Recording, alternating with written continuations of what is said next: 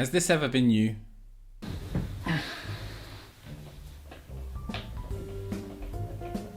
What are you doing?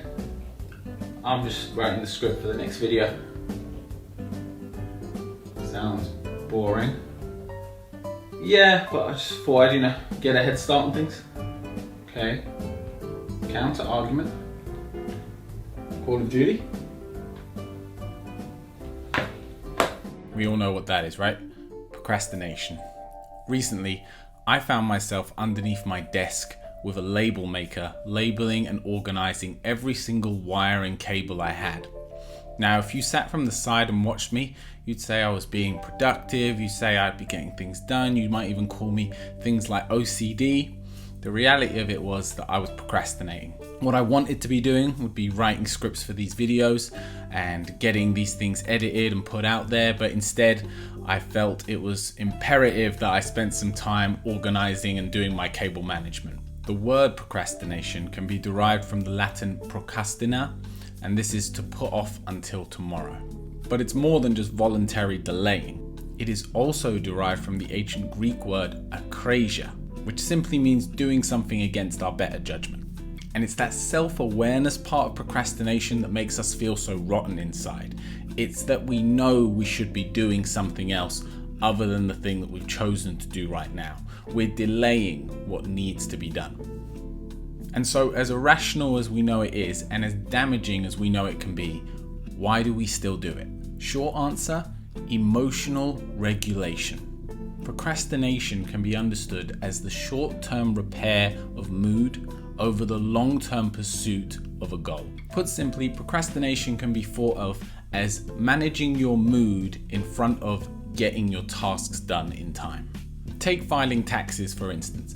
Even just saying the word makes me cringe. I don't want to do it. I have no interest, even though I know that it's for the better good. Even though I understand that by filing my taxes, I then can pay my tax bill and avoid overpayments, avoid all kinds of fines and things like that. So paying my taxes and filing them is the right thing to do. It's the productive thing to do. But I don't want to do it. I've built a level of dread up into the process of filing and doing my taxes. So instead, I'll clean and organize my desk and start doing things like cable management. And before I know it, I'm too tired to do my taxes, so it's time to play some PlayStation. The real problem is procrastination creates a bit of a vicious cycle. 1, the activity you need to do is stressful. Taxes. 2, you procrastinate to relieve the stress. PlayStation. 3, you experience temporary relief because you're not doing your taxes and your mind is otherwise preoccupied with another task. 4, as the deadline approaches, the stress creeps up above what the procrastination is managing, and then you begin to feel stressed again. You feel stressed again, you find another way, or you fall deeper into procrastination until eventually the target comes and you just have to get it done, or you just cripple to the pressure and it doesn't happen at all. So, as productive people who want to get stuff done, who want to achieve things in our life, what can we do to better manage this? First, we must realize that procrastination at its core is an emotional response. So it can't be fixed entirely by getting a productivity app or writing out a plan for your day and all of these suggestions that people will give you. It needs to be understood that it's to do with your emotions and how you're feeling. And when you procrastinate, it's not only you trying to avoid work, it's you trying to avoid the emotions attached with whatever that thing is that you're not doing.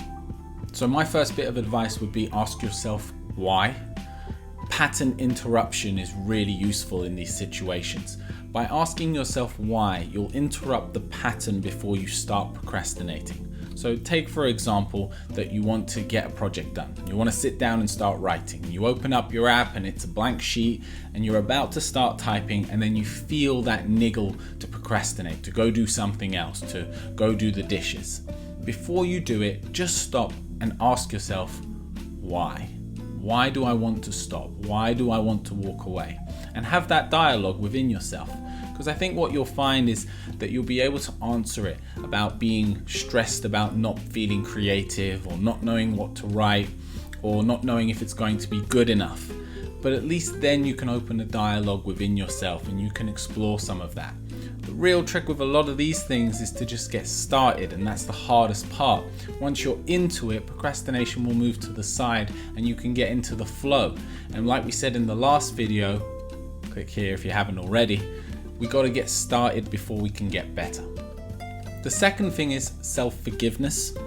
And this might sound a little bit airy for some of you, but what I mean by this is we need to understand and be compassionate with ourselves. So we can't beat ourselves up because every now and then we slip. At the end of the day, we're all human, and it's very normal to procrastinate. It's not something that we've necessarily learnt. As humans, our instinct is to move away from pain and move towards pleasure. So if an activity and you associate it with pain, such as completing a piece of work or getting an essay in by a certain deadline, you're going to move away from that pain. You're going to move towards certain pleasures like playing PlayStation, watching Netflix, and sometimes things like cleaning your room will be considered a pleasure in comparison to the pain that you'd experience, or at least the perceived pain of doing the other activity. And reframing. So like I just said, a lot of it is perceived pain. So it's things that you perceive are going to cause you discomfort. You're perceiving that sitting down to do your taxes is going to be an arduous task that's going to take way too long, that you really don't want to do.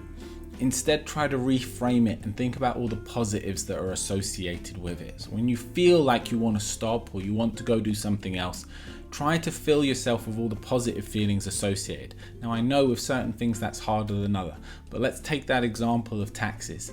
Once it's filed, we all know this feeling, anyone who has to do this themselves, self-assessment, it feels so good. It's such a relief to have that off of your shoulders.